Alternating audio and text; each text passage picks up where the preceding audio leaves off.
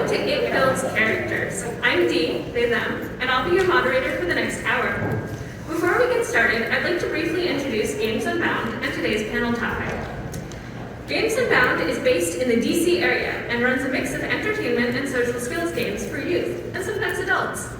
Our facilitators each have over a decade of professional facilitation experience. I want to get a couple definitions and explanations out of the way right off the bat. Who here knows what a TTRPG is? Give me a thumbs up maybe, or a hand, whatever. Oh, a lot of this crowd. For those of you who don't, tabletop role-playing games, or TTRPGs, are shared storytelling games, played virtually or face-to-face, where typically one person takes on the role of facilitator, while others shape the story as characters in the world. But what do TTRPGs have to do with social-emotional learning?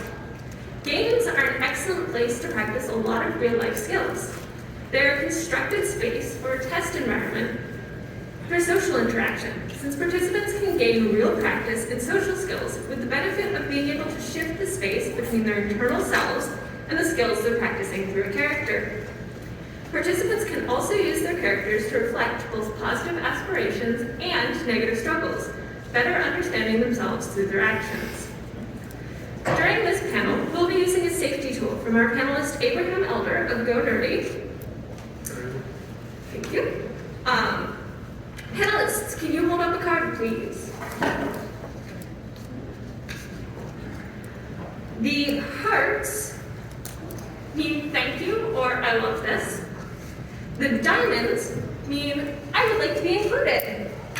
The clubs mean please move on or change the topic.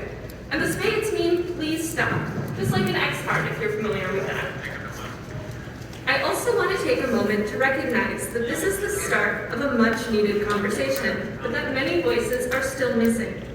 This panel today does not have the lived experience or right to speak for a lot of marginalized communities, and their voices are a key aspect of carrying this conversation forward. If you have questions during the panel, you can submit them anytime online through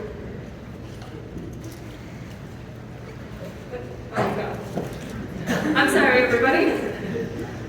Through our question QR code, or at the end, you'll be able to ask them at the mic. Now let's hear from some folks other than me. Before our panel can really dive into answering questions, I'm going to ask them to introduce themselves. Going down the table, starting at the left, please share your name and title, your pronouns, and in 5 words or less, your experience working with TTRPGs and kids. Hi, my name is Abraham Elder. I'm the author of Power Outage, a superhero role-playing game for kids. Pronouns are he, him. And make games accessible for kids. I'm Sam Horn. I'm the president and director of outreach at Games Unbound. And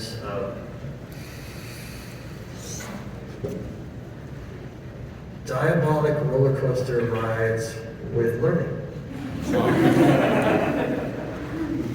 Hello, I'm Maryanne Cullinan, and I'm a middle school teacher and a PhD student. And I wanted to say, you can read the screen, but you're gonna have to wait. Hi everybody, I'm Dr. Elizabeth Kilmer. I'm the Director of Education and Training at Game to Grow. My 5 words are adolescents, adults, trauma, substance use, neurodivergence. And I'm MikeBalles. I'm Mexican. I've been living in the States for 10 years. I'm an advocate for Spanish-speaking Hispanic communities being represented over here, being exposed to games, but also for accommodations. I have a long history in my family of dealing with all the difficulties that come with anxiety, with depression. And I'm the co-founder of Geektopia with my wife, right here, Claudia Sanchez. And we try just to open space for other people that have not had the access to be able to speak about all these things and to have access to the information and professionals. The 5 words are advocate, presentation, learning, accessibility, and sharing. Great, thank you all so much. So our first question that I want to put to the panel is what can you do to support identity exploration at your table? And what can identity exploration look like or include? I'd like to ask Elizabeth to start. Yeah, absolutely. So obviously when we're talking about identity, that is a very broad topic. I'm going to focus on one example from a group that I had about a year and a half ago. So I run groups with Game to Grow. We run therapeutic social skills groups, and a lot of the individuals in our groups are adolescents. They are learning about themselves. They're kind of exploring different identities. That sometimes includes things like gender identity. And even if you are coming from a family or a community that is really affirming, that can still be a really scary process to start to understand kind of who you are and come out to the people around you, especially if you're not 100% sure how they're going to react. One of the things that can be really cool about role-playing games is you have this opportunity to try things out with your character. And for this particular individual that I'm thinking about in this group, this was related to gender identity and the pronouns that they used. So we had a player who'd been in the group for a while, and they introduced a new character, and they look around the group and they say, I asked all of my players to let us know what their pronouns are as well as their character's pronouns, because they're not always aligned. So that's one thing you can do to support identity. And this particular player came in and said, okay, so here's my character, and they explained their character, and the character was really cool. They've done a lot of work in their character, and they said, my character's pronouns are they, them. And they look around the group, and the group said, okay. And that's the only response. And they're like, that's their pronouns. And the group said, okay. And the group did a great job of, all the other groups did a great job of working to be really mindful. A couple of them wrote notes to make sure that they didn't mess up the pronouns, because that had been a switch from the character before. And within a week or two, this player came back to the table and said, hey, my pronouns are they, them. And the rest of the group goes, oh, okay, well that's going to be easy, because your pronouns are now the same as your character's pronouns, so it's going to be much easier for us to remember that. And you can see, in this kid's face, that they are just, so grateful and relieved and, a little bit confused, because even though this group had been a safe and supportive space, there's still that little bit of, okay, yeah, they accepted my character or whatever. And so creating a space, when we're talking about creating a space for participants where they can explore identity, having this expectation that change is going to be normative, being welcoming and exciting. It doesn't mean that you're not always going to that you're never going to mess something up, but making it very clear that you are making mindful effort to include that individual and to pay attention to the things that are important to them. That is also how I figured out my pronouns. Anyone else want to jump in on that one?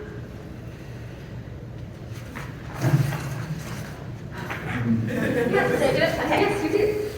I probably won't do it again, but I'll try. So I teach middle school. If you remember being 10 to 14 years old, everything you do is role playing in your life, right? Except it has really high stakes a lot of times with your parents, with your friends, with the people that you're interested in maybe dating. Kids right now have had 2 years by themselves on a computer, so they have lots and lots of theoretical knowledge, and 2 years by themselves on a computer, so they have very, very little real-world knowledge. And role-playing games allow us to try all sorts of different identities, different styles of being. If I'm real shy, I could try being super aggressive. I could try flirting with NPCs. If it goes badly, I don't have to actually ever see them again. Right? Yeah, that's really important when you accidentally murder their family.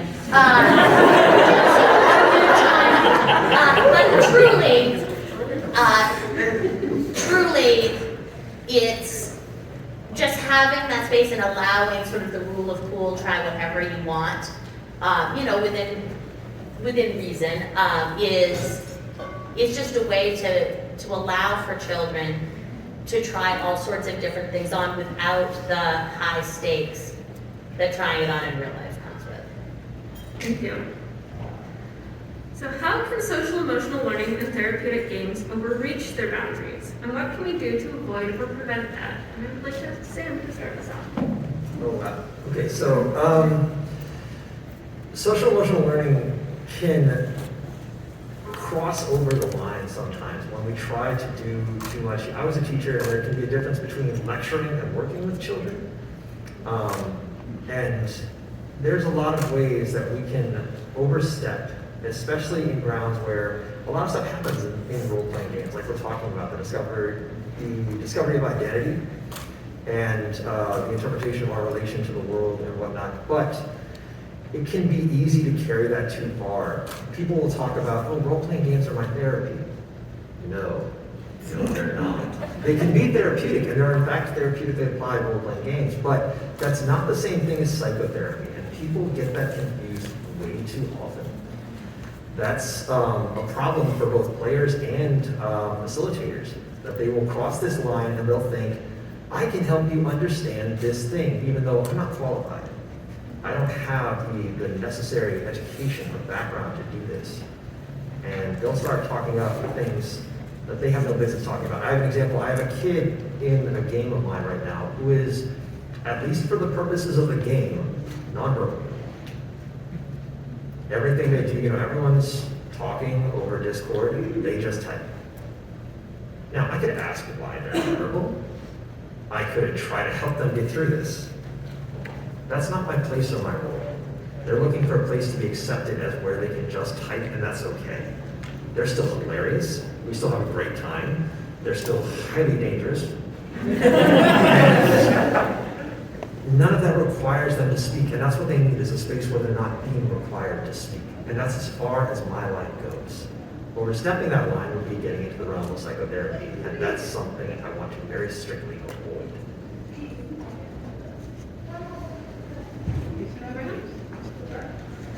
So I guess everybody out here who plays TTRPGs are familiar with Session 0, right? When you're gaming with kids, you don't just have Session 0. You have Session 0, you have Session 1.5, 2.5, every single time. First, before meeting with kids, you're communicating with caregivers and you're communicating with kids themselves to talk about their emotional needs, not necessarily, and again, with respect to their privacy, but just gauging from them what their needs are at the table. So you can ask leading questions, like things like, what's your favorite show? Because if you have a kid that's watching Dora the Explorer, then it's less likely that you're going to be talking about some grim dark thing in your game. But then after that, it's absolutely important that after each session you're checking in. Because not only are the kids comfortable, or not only are you gauging comfort at the start, you also want to see how that progresses as they explore this environment that they're coming into. Making sure that you are creating a space that feels safe for them continuously, and that they can grow at their own pace. Thank you. Mike? To add to that, when you work in projects like this, and specifically when you're talking to people that don't know TTRPGs, and it's a one-shot process or session or something like that, it takes a little bit more complexity because you don't know the children that you're playing. And we're talking about children specifically, that's the best moment to explore and expand their understanding of all of these things, but it applies to everyone. Like, we've been running games in a number of the convention circuits, and it's a lot of new people. We run games in Spanish, so we're not exposed over in Mexico. Like, literally the biggest game just in the last 2 years, like, finally got the books out, and that's where the biggest is. Smaller ones have less accessibility, so you're now limited to only the people that can speak English in Latin America to have access to games. So we're not familiar with it. And on top of that, social culture, like, we're behind on understanding like identities and on having a better communication and information about like neurodivergence and working with it, making accommodations for all this stuff. So when you go to the table and you don't know the kids or the people that are sitting in there, it's really difficult to, through 3 hours, kind of manage and do something that's kind of give them good experience and give them some teaching. So a lot of this is going to talk later on about what tools there are to read, to have empathy, to understand different processes and accommodations for little things that will tell you how to go through building that in a small time that you have. And in fact, that is a great transition to our next question. How can you structure RPGs to be welcoming, accessible, and growth-focused? And Mike, if you would like to start us off. So a big portion of it is literally reading the room, understanding the people that you're playing with. That's the best situation when you have a local group or it's an ongoing campaign or program. You literally, day by day, learn about the people that you're catering to and sharing this. Champ was talking about specifically collaborating, not lecturing. You are on the table working with them to have a good experience, to learn about each other's and expand on what you know and expand on what they know. So obviously having an open space, having an open table for all sorts of representation, for the people to go in there and know they're welcome. We TRPGs have this historical reach of being very unique because the game was this experience, and now that it's expanding, more people are like, oh, I like this thing, and that wasn't RPG before, but now we are. So letting them know that we can do all this different stuff, but it's not just a single experience. In TRPGs, really, when you take everything out, like all these, the facade, the mask of going in and fighting monsters and getting experience and traveling to space, it's really an exploration of self, of identity, of playing with the fears that you have and trying to beat them in a game, or taking your own strengths and representing them in the table and learning things about yourself and having that in-game fear of what's going to happen to my character, but being brave in spite of the fear in that moment and deciding to do something heroic, because as we were talking about before, the stakes are not personal in that moment, it's the experience, and that's what we're going to take from.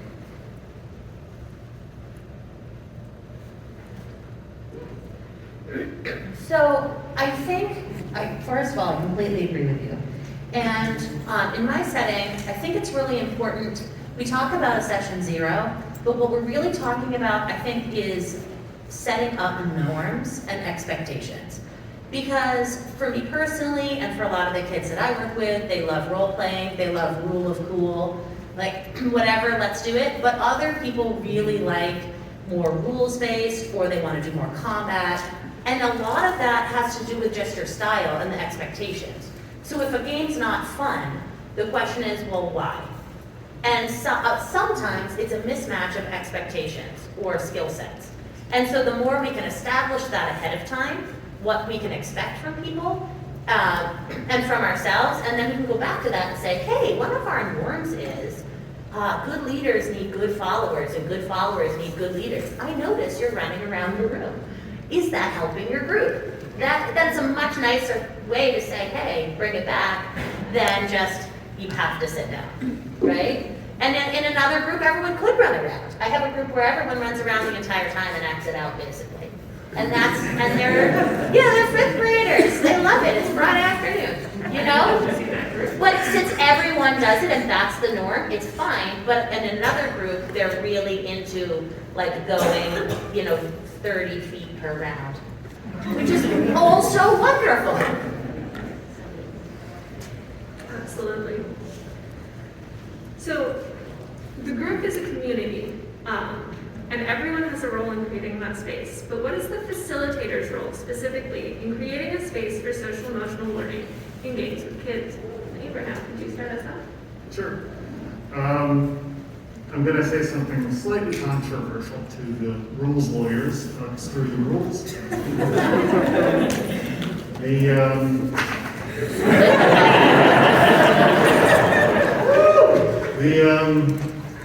The biggest thing when you're playing games with kids is a concept that everybody that's done with that's been in education is familiar with, and that is differentiation. Kids are coming to the table with different sets of skills, different sets of emotions, different sets of values, and it doesn't necessarily, they don't have to follow the same track each time to get to the destination. Everybody's contributing to the story, everybody's contributing to the experience, and if you are setting up your games in a way that allows each kid to explore and get to that point as much as possible, then you're achieving your goal of creating a social emotional environment for them to learn.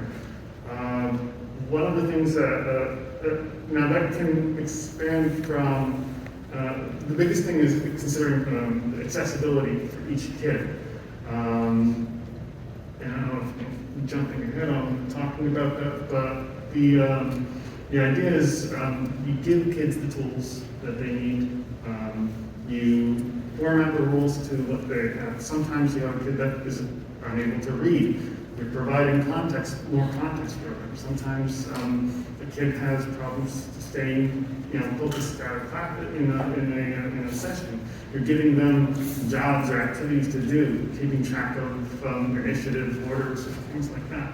So there's a lot of different techniques that you can ensure that everybody is engaged and constantly in the game. And of course, the one big thing is you also have to be comfortable with the idea of them walking away. Every kid needs to feel safe when they're at the gaming table, and that means having an escape.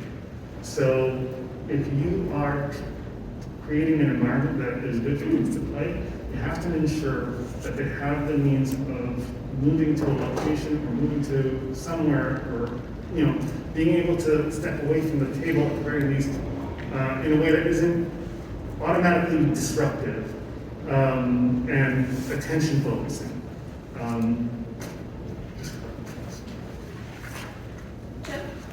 So one thing that can get a little confused when you say things like screw the rules is it sounds like all systems are created equal. It doesn't really matter what system I play because we're screwing the rules anyways, right? That's not true. Different systems can be built towards different purposes and better serve those purposes in different ways. For example, the Big Dragon game is definitely not the best game to play when you're looking for the game that is not about conflict. They did a great job putting out Wild Young Lesley and trying to come up with alternatives to combat, but they did that because combat is the default. And there are systems where that's not the norm, where there's other ways around things. So if you want to promote that, there's systems that'll help you do it. There's also systems like Abraham was talking about that help with that differentiation and scaffolding. There's Abraham's own system, Power Outage, has things specifically built into it to help social emotional learning goals. There's also other games that one that comes to mind. Monty Cook put out a game called No Thank You Evil. And No Thank You Evil is designed to be played even with the youngest players with the idea, and it has differentiation built in because you make a character by providing a sentence. And the thing is, that sentence could be, I'm a cowboy. Okay, you got a character. I'm a cowboy who hunts monsters. Okay, you've got a character with a little more added on. I'm a space cowboy who hunts monsters with my robot sidekick. Okay, you've got a character. They can make the sentence as minimal or as complicated as they want, and the system is built to accommodate that. It is built to say, we're going to meet you where you are, and we're not going to ask you to do more than that. And so it's important to recognize that there are a lot of systems that are built for kids, for social emotional learning.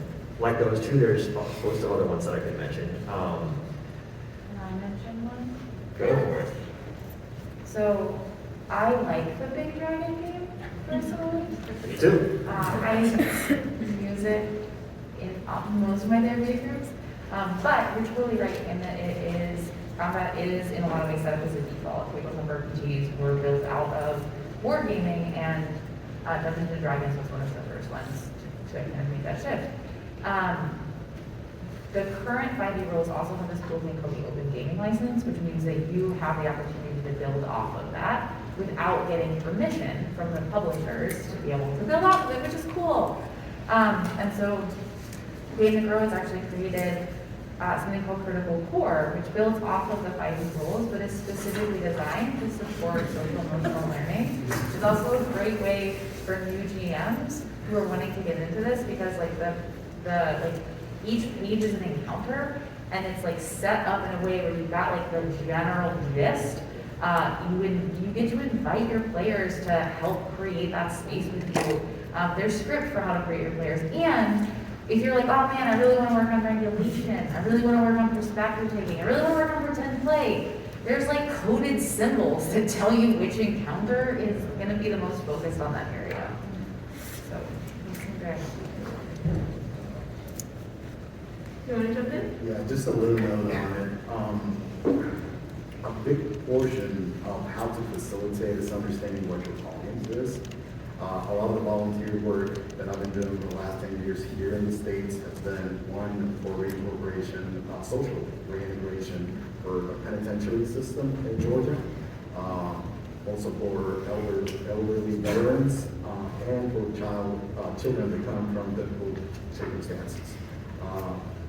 There is a widespread of different approaches for each one, and even within one of those 3, it's never going to be the same experience for the people that you're talking to, be it children, be it young people, or elderly. So understanding what tools to use and how to facilitate for that.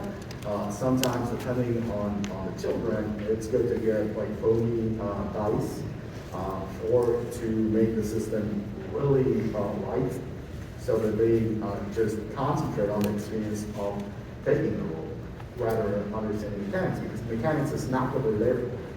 They want to play, they want to socialize, they want to connect with the other kids, they want to understand that they're working as a group and come up with creative resolutions for the encounters that they have. And like you were saying, obviously there's a different approach to, do you want to do it mechanical, combat, or because maybe that's going to work for people that are already in the game, that enjoy it. You're doing it in a place that's public, and they're coming to it for a specific experience. But it can also be social. There's games like Tales from the Loop, there's games like Masks, there's games like Face with the Feelings. There's a lot of different options there for what we as a group are creating as the expectation of what that solution. So facilitating is understanding what you're facilitating for, and understanding where people are trying to get, so that we can all move towards the same direction and everyone enjoys what we're doing. All right, well, our panelists very confidently answered the next question I was going to ask, which was, are there any tools or systems that better support this? I'm going to just move on to the next one. How can we explain or sell parents, educators, and community members on the use of games to advance learning and social emotional goals? If I could ask Maryanne to start us off. Sure. So the first thing, I think so parents are old. I'm a parent. And I think the first thing is, when you think about role-playing games, and maybe especially because there is Stranger Things out there in the zeitgeist right now, it's like a lot of nerdy kids in the basement, right? And so some of them are like, oh, how come my kids can't just socialize? Why do they have to play a game? And then I'm like, have you ever met sports? And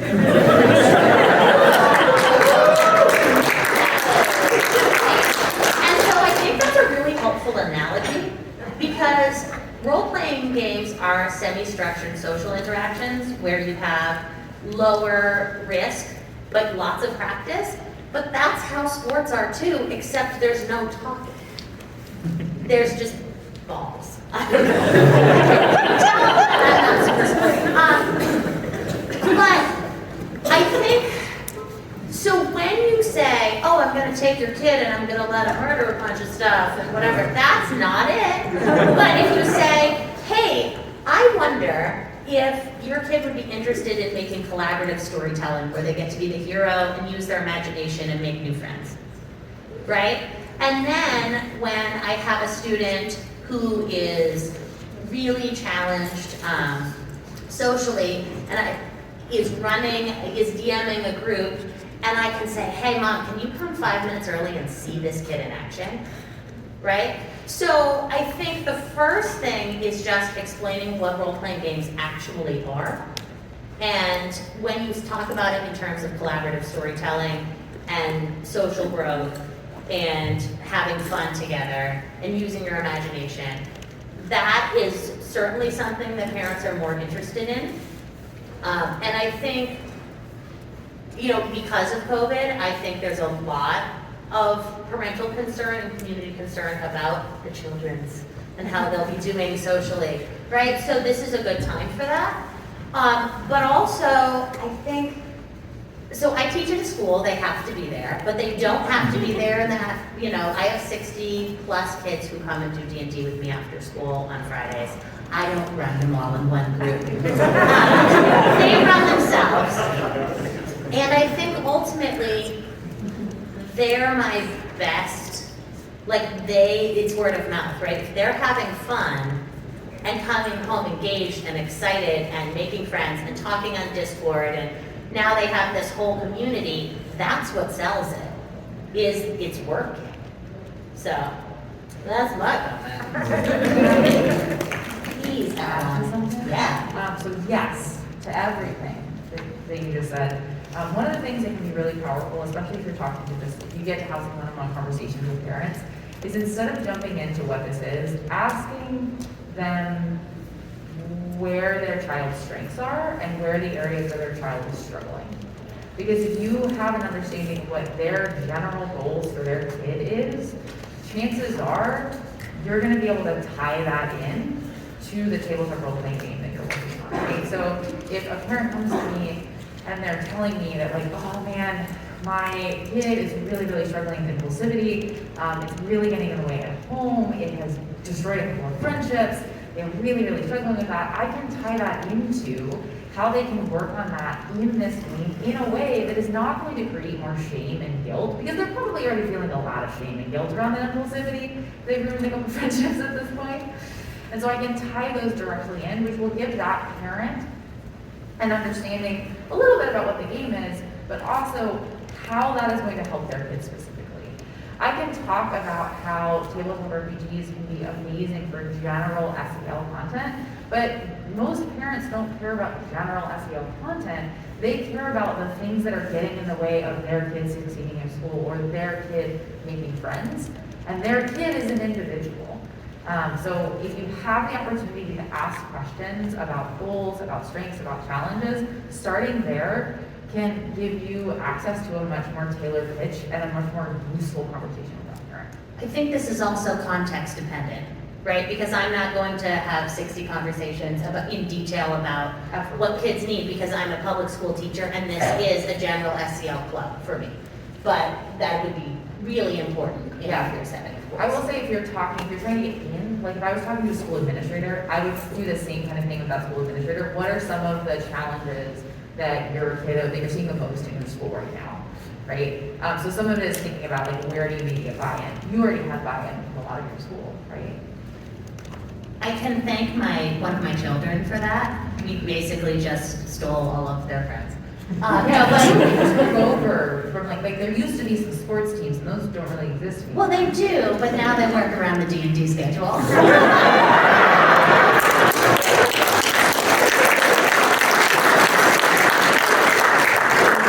I know if Abraham has something to add?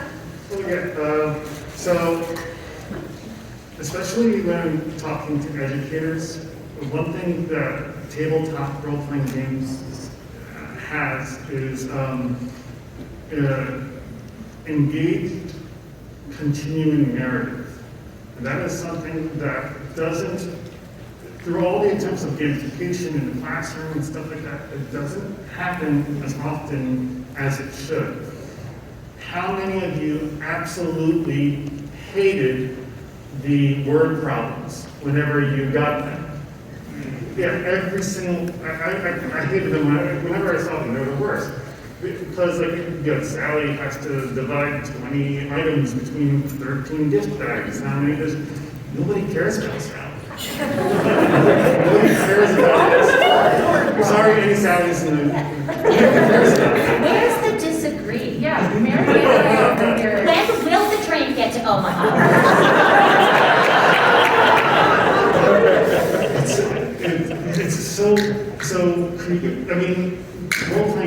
basically danger math stories, you know?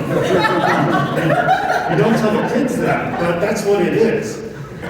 So getting them invested, there's a reason why kids and most adults probably in this room know pretty much every single Pokemon evolution, know the powers and stuff like that. And like, they can memorize 200 different characters, but have trouble with certain concepts.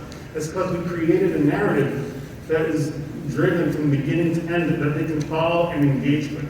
And that's something that is incredibly powerful across all forms of subjects and across all forms of counseling. So. Yeah, I think I want to add to that. There's a lot that you can do with these systems, and knowing how to talk to educators. I started out playing a modified version of first edition Advanced Dungeons and Dragons with kids. And so, yep, see those kids, don't you know? I did actually. But those who wanted, if I wanted to convince an educator, they're like, well, I know you say it helps math. I'd explain a simple to-hit calculation. Simple to-hit calculation, very simple. It only involves counterintuitive math and going down when you should be going up, kind of like a golf score, and that's all fine, but the kids get it by session 2. Why not to battle kids? I was young and foolish. But no, they actually understood THACO pretty quickly, and suddenly they're doing better in algebra. For parents, the most common question, we're running these games that, we'll be glad to, run a party for your kids, just 4 hours. They're like, 4 hours. Our kids can't sit still for 4 hours. To which my answer was always the same. You'd be surprised. And then, they'd be like, well, all right, we'll give it a shot. And then after they'd be like, how did you get them not to move? They didn't want to leave the table after you were out. They kept talking about the game. I'm like, yeah, see, this is the thing, is that we get into this part in our head, especially with kids, where we're like, they have to be up, they have to be running around. And for one, if you've actually watched the D&D game, there's a lot of that still happens. But for another, we often forget about up and running around up here.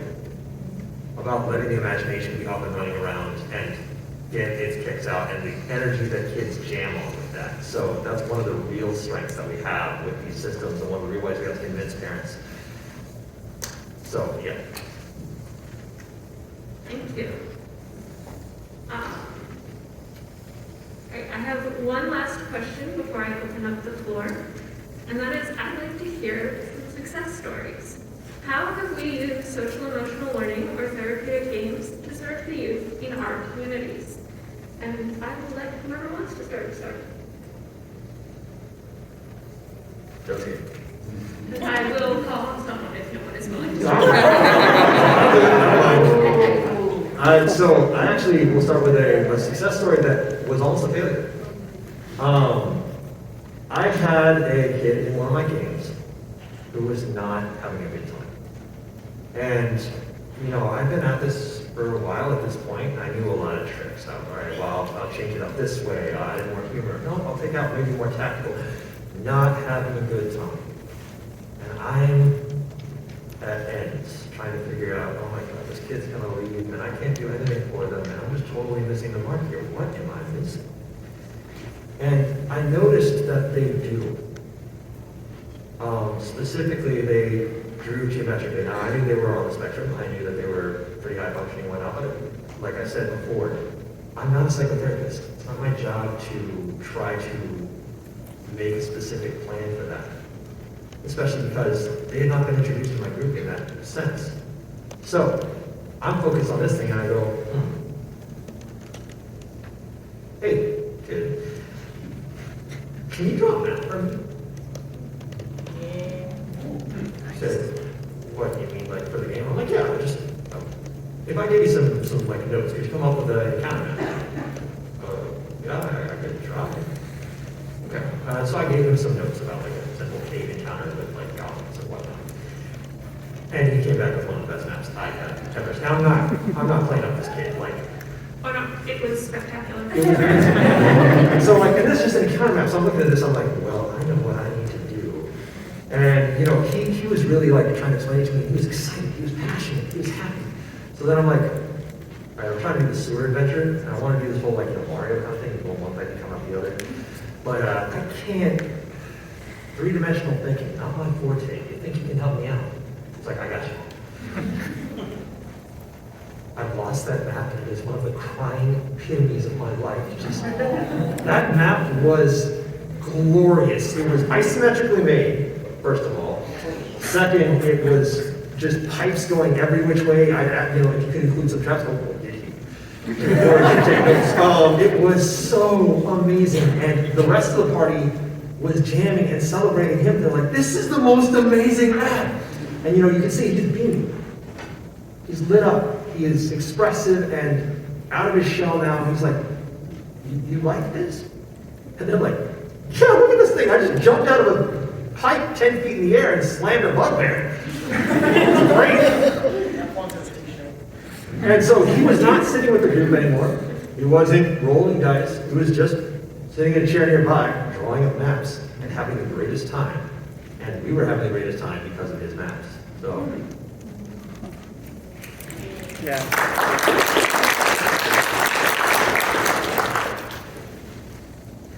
So mine is I have some like individual stories, but I want to tell you a group story, which is, so we use lines and veils and X cards in our D&D group, but I'm not like great with materials management, so instead of having X cards, we just do X. Then I don't have to keep track of the cards. And so my middle schoolers have started learning how to do it, and they like to do it kind of tongue-in-cheek to each other, right? When something makes them uncomfortable, it allows them to say, "This is making me uncomfortable," but they also go, to each other. But it's spread, so we have it in our D&D group, but now the D&D kids have taken it to their advisories.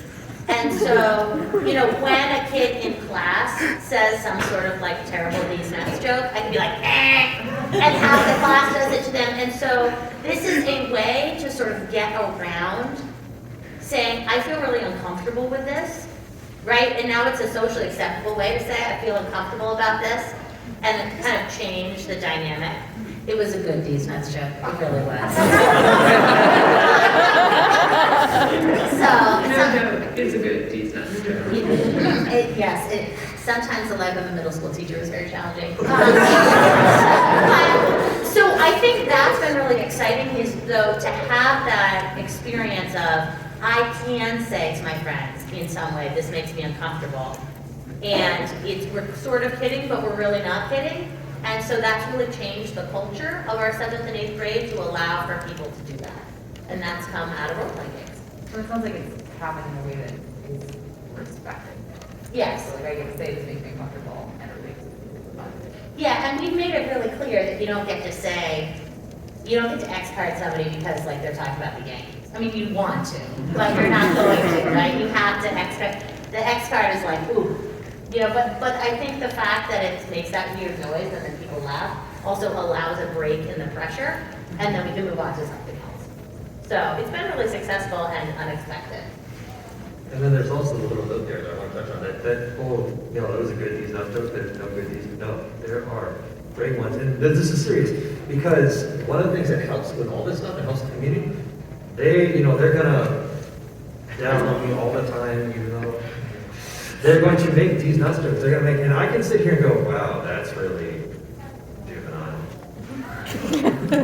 Or I can be like, you think that's a good these nuts joke? One of these would turn them off. One of these is like, Emma makes these nuts jokes.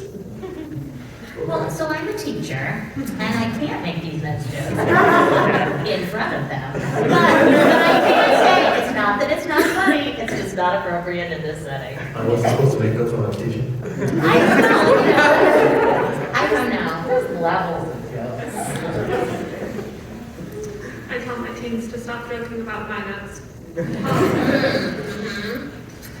Mike, do you want to jump in? Yeah, so I guess the place where it started for me to try and be an advocate for games. I came from my own experience when I was a kid. I was like 10. I lived in a border town, and this one summer, my dad was like, let's go to Vegas. And I was like, why? I'm a kid. Like, what am I going to do over there? But we went to Excalibur, which is a castle. It was fantastic. There was people around playing and dress up and everything. And that's the first place where I found the gray box for the gun rounds for games. I bought that thing, went through it, read it, loved it, did not understand half of it. But it put a seed on me on, I want to do this and like be part of this story. I always loved reading and entertainment, TV, movies, and all this stuff. So as I grew up, I started pulling people in. Like my friends were a weird bunch. Like you would never think that we were a group of friends because we were so different.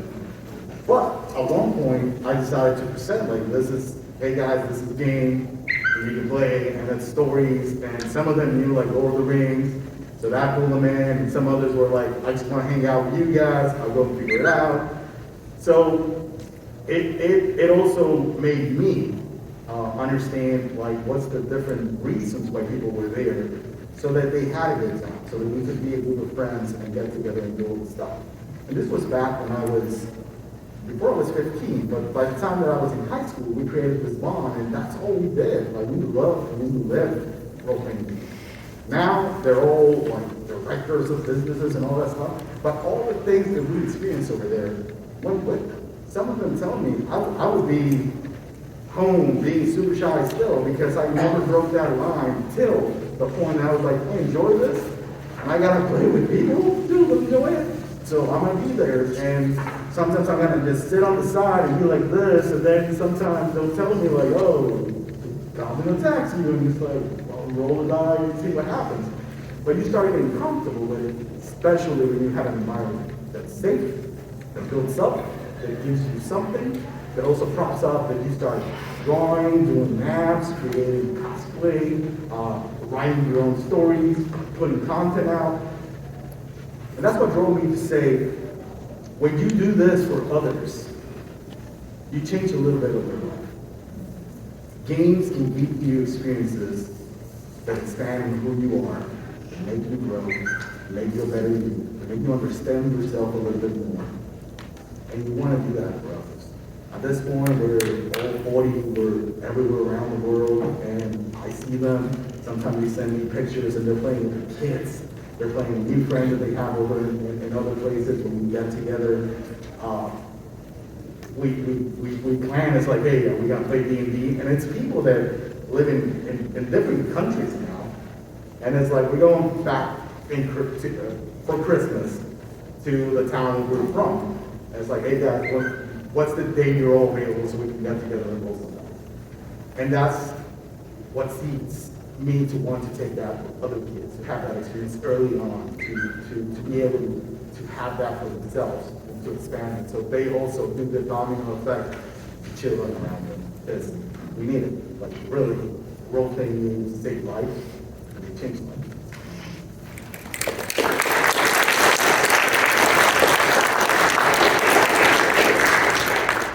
So one of my favorite things to get to do in a group is to get to introduce a new player to that group who thinks it's gonna suck and that this is not gonna work.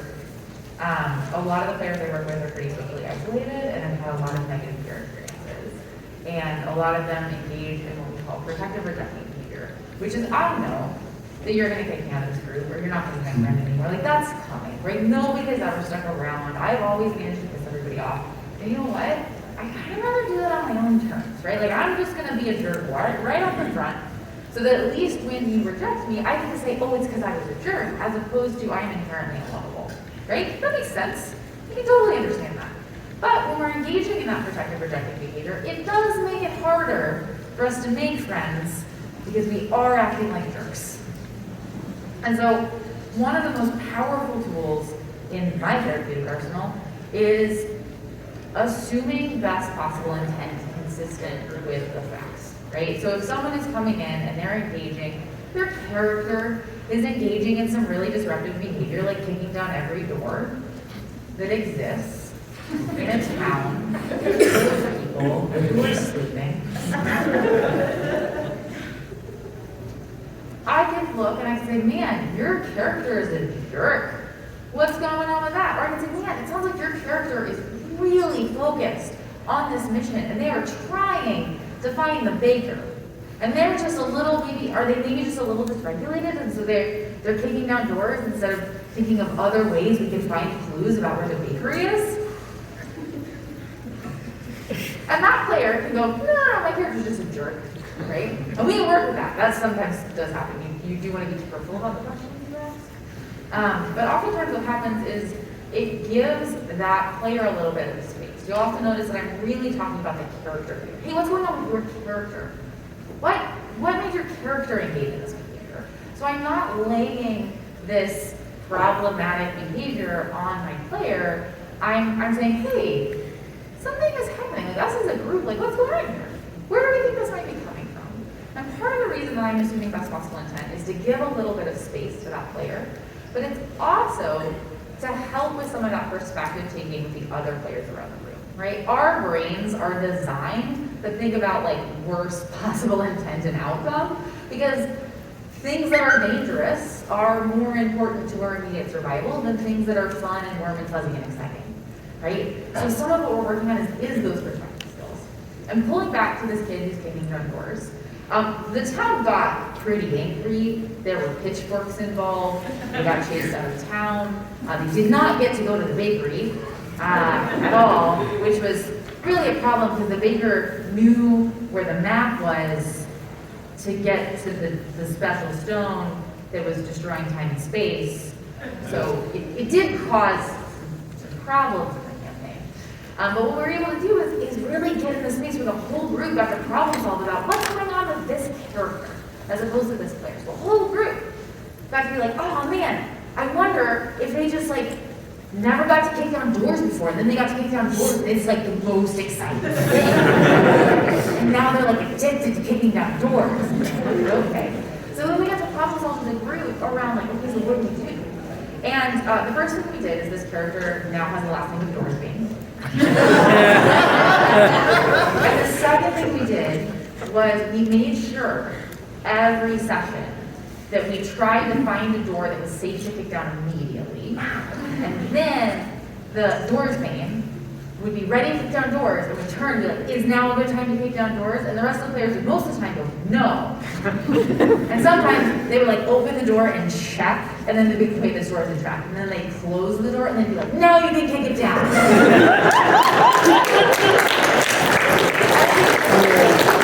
It was a basic running joke, and it took the thing that this player was using as this way of like, I'm gonna kick down this group, I would rather do it in a way that makes me feel good. And it turned into the thing that made them feel really, really special and accepted. Nobody else in the group was doors main. Nobody else had the power to kick down doors. That's what my good things you get to do.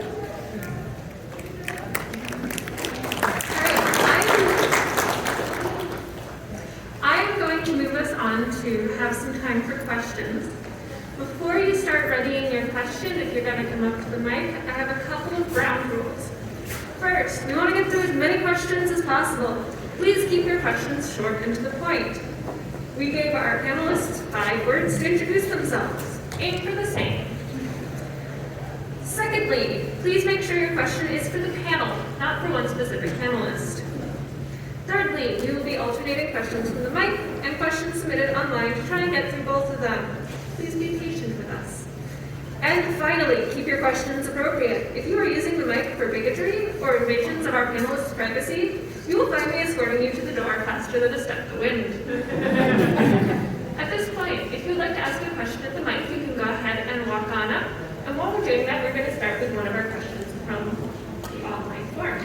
So we have a lot of questions, and I'm really grateful to you all for the questions, but of course, we have limited time.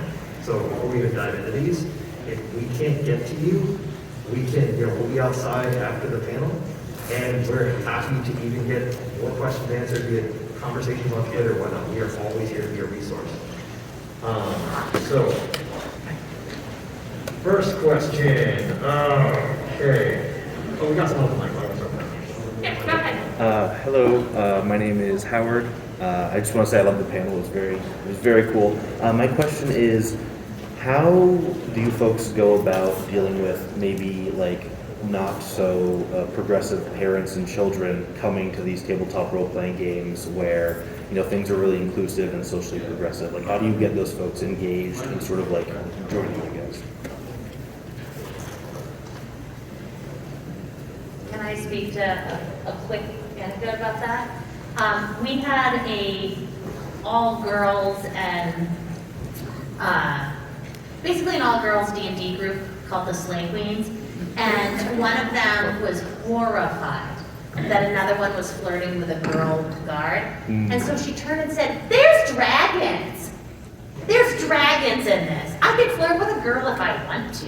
Right? It's magic. She only didn't like me because I rolled a 1, right? And so I think you can be thoughtful about the content and knowing your audience too, right? Like, I'm not gonna do the like baby sacrificial demon campaign, which I'm sure there is somewhere on D&D Beyond. But yeah, I mean, I think that's okay too, to know your audience and bring people in, right? And I'm sorry, I would actually like to ask myself this question, which is, if you're building a group that's safe, you want to be able to try and work with those people, but if they're not willing to change to meet the needs of the group, then maybe that isn't the group for them. And you want to make sure that when you're bringing people in, the existing players that you have are going to maintain that safety that you've already built. And in support of that, it's important to be transparent with your boundaries and your limitations. It's important to be upfront with what you will and what you will not do. We say up front, if you want a game that's going to be all about racism, just don't come to deal with us. If you want, a game that's going to be where you can be homophobic, it's fine, I guess. Well, not really. But it's certainly not going to be fine with us, so there's the door. And it's important to do that. You don't try to bend over, you got to try to reach everyone. That's not your job. And you need to know where the boundaries are, and you need to know when to show people the door. Thank you so much.